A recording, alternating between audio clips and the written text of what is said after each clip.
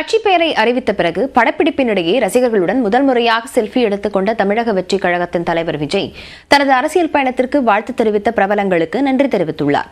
அது பற்றிய விவரங்களை பார்க்கலாம்.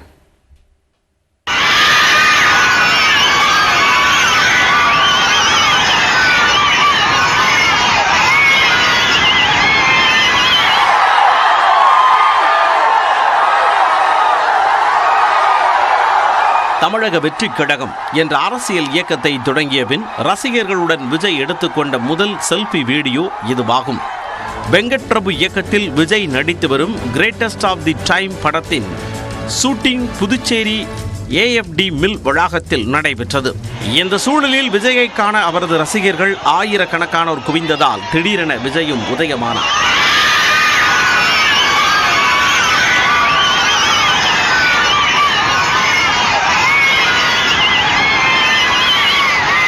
ஷூட்டிங் ஸ்பாட் பகுதியில் இருந்த ஒரு வேன் மீது விஜய் ஏறி செல்ஃபி எடுத்ததுடன் தனது ரசிகர்களுக்கு அன்பு முத்தங்களையும் பறக்க விட்டார்.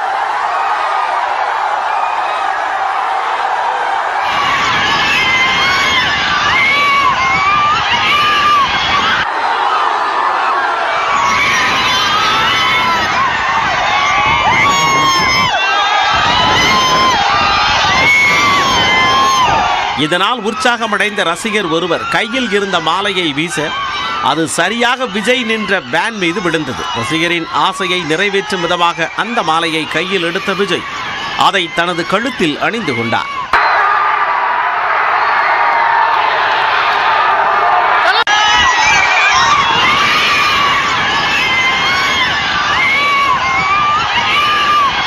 அரசியல் கட்சியை தொடங்கிய பின் விஜய் கழுத்தில் விழுந்த முதல் மாலை என்பதால் அவரது ரசிகர்கள் மகிழ்ச்சியின் உச்சத்திற்கே சென்றனர்.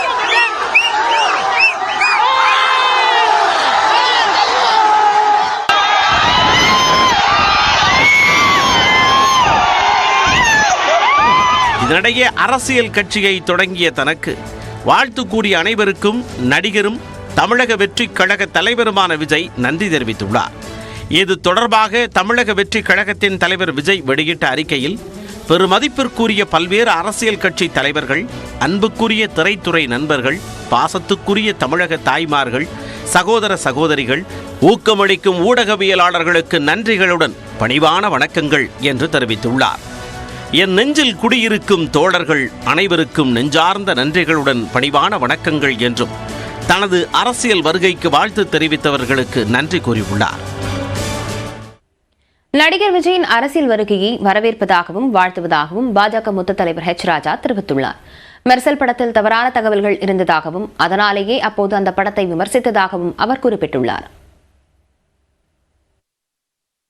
அதனால இப்போவும் அவர் கட்சி பேர் அறிவிச்சிருக்கார், அரசியலுக்கு வரேன்னு சொல்லியிருக்கார். நான் அதனால என்னோட ரியாக்ஷனை அந்த அளவில் நிறுத்திக்க விரும்புகிறேன். அன்றைக்கி அந்த படத்தில் இருந்த கருத்துக்கு நம்ம ரியாக்ட் பண்ண வேண்டியது உண்மை நிலை என்னன்றது சொல்ல வேண்டியது சொன்னோம். இன்றைக்கி அவர் அரசியல் மூலமாக மக்கள் பணியாற்ற விரும்புகிறார். வரவேற்கிறேன், வாழ்த்துகிறேன், அவ்வளவுதான். அமைச்சர்கள் KKSSR ராமச்சந்திரன், தங்கம் தென்னரசு மற்றும் முன்னாள் முதல்வர் O பன்னீர்செல்வம், முன்னாள் அமைச்சர் ப வளர்மதி ஆகியோருக்கு எதிராக தாமாக முன்வந்து எடுத்த வழக்குகள் சென்னை உயர்நீதிமன்ற நீதிபதி ஆனந்த் வெங்கடேஷ் முன் இன்று இறுதி விசாரணைக்கு பட்டியலிடப்பட்டுள்ளன. வருமானத்துக்கு அதிகமாக சொத்து சேர்த்ததாக தொடரப்பட்ட வழக்குகளிலிருந்து அமைச்சர்கள் KKSSR ராமச்சந்திரன், தங்கம் தென்னரசு மற்றும் முன்னாள் முதல்வர் பன்னீர்செல்வம், முன்னாள் அமைச்சர் வளர்மதி ஆகியோரை சிறப்பு நீதிமன்றம் விடுவித்ததற்கு எதிராக சென்னை உயர்நீதிமன்ற நீதிபதி ஆனந்த் வெங்கடேஷ் தாமாக முன்வந்து வழக்குகளை விசாரணைக்கு எடுத்துக் கொண்டார். இந்த 4 வழக்குகளிலும் லஞ்ச ஒழிப்புத்துறை மேற்கொண்ட மேல் விசாரணையின் அடிப்படையில் குற்றம் சாட்டப்பட்டவர்களை வழக்கிலிருந்து விடுவித்து சிறப்பு நீதிமன்றங்கள் பிறப்பித்த உத்தரவு சட்டப்பூர்வமானதா என்பதை ஆய்வு செய்யும் வகையில் தாமாக முன்வந்து வழக்குகள் விசாரணைக்கு எடுத்துக் கொள்ளப்பட்டுள்ளதாக நீதிபதி சுட்டிக்காட்டியிருந்தார். இந்த 4 வழக்குகளிலும் இன்று முதல் 9ஆம் தேதி வரை இறுதி விசாரணைக்கு எடுக்கப்படும் என நீதிபதி ஆனந்த் வெங்கடேஷ் அறிவித்திருந்தார். அதன்படி இந்த வழக்குகள் நீதிபதி ஆனந்த் வெங்கடேஷ் முன் இன்று இறுதி விசாரணைக்கு பட்டியலிடப்பட்டுள்ளன.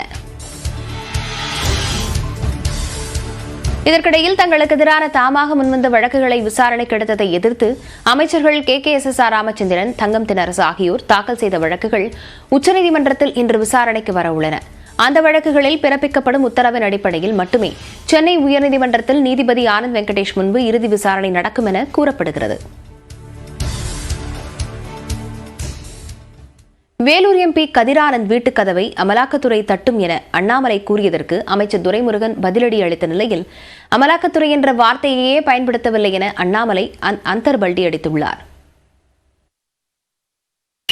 அமலாக்கத்துறை மற்ற ஒரு அறிக்கை கொடுத்திருக்கிறார். இந்த மணல் கொள்ளையில பாத்தீங்கன்னா சம்பந்தப்பட்டவற்றிலிருந்து ஆரம்ப கட்ட நடவடிக்கையாக 136 கோடி ரூபாய் மதிப்புள்ள சொத்துக்களை முடக்கியிருக்கின்றார். இன்னைக்கு எந்த நேரமும் கூட கதிரானந்தனுடைய வீட்டு கதவை தட்டுவதற்கு வாய்ப்பு கதவு தட்டு வேண்டாம், அந்த கஷ்டம் கூட அவங்களுக்கு வேணாம், நான் திறந்து வச்சிடுறேன்.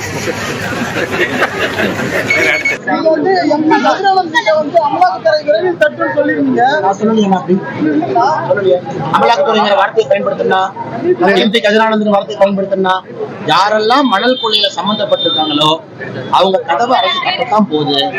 ஹைகோர்ட்ல அவங்க அபிடவிட் கொடுத்திருக்காங்க. கொங்கு வேளாளர் கவுண்டர் சமூகத்திற்கு 10% உள்ஒதுக்கீடு வழங்க வேண்டும் என கொங்கு நாடு மக்கள் தேசிய கட்சியின் மாநாட்டில் தீர்மானம் நிறைவேற்றப்பட்டுள்ளது.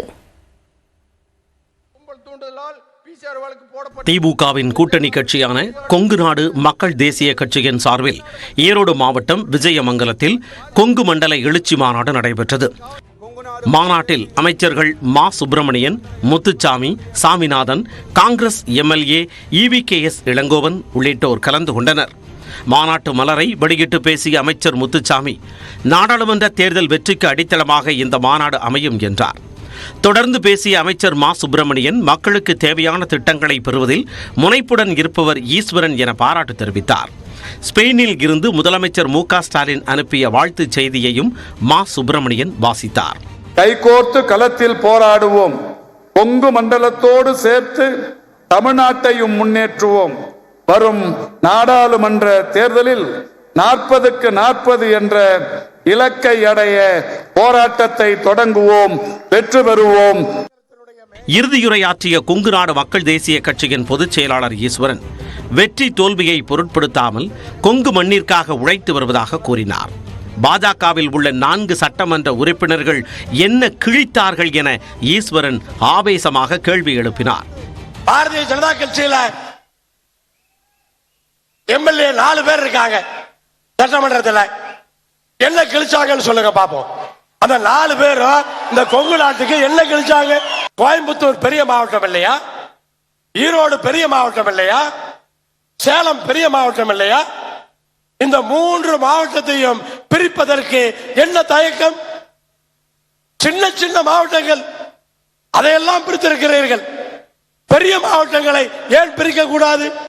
ஜவுளித்துறை பாதிப்படைந்ததற்கு மத்திய அரசின் கொள்கைதான் காரணம் என குற்றஞ்சாட்டிய ஈஸ்வரன், கொங்கு மண்டலத்தில் அதிகரிக்கும் புற்றுநோய் பிரச்சினைக்கு தீர்வு காண வேண்டும் எனவும் மத்திய மாநில அரசுகளை கேட்டுக்கொண்டார்.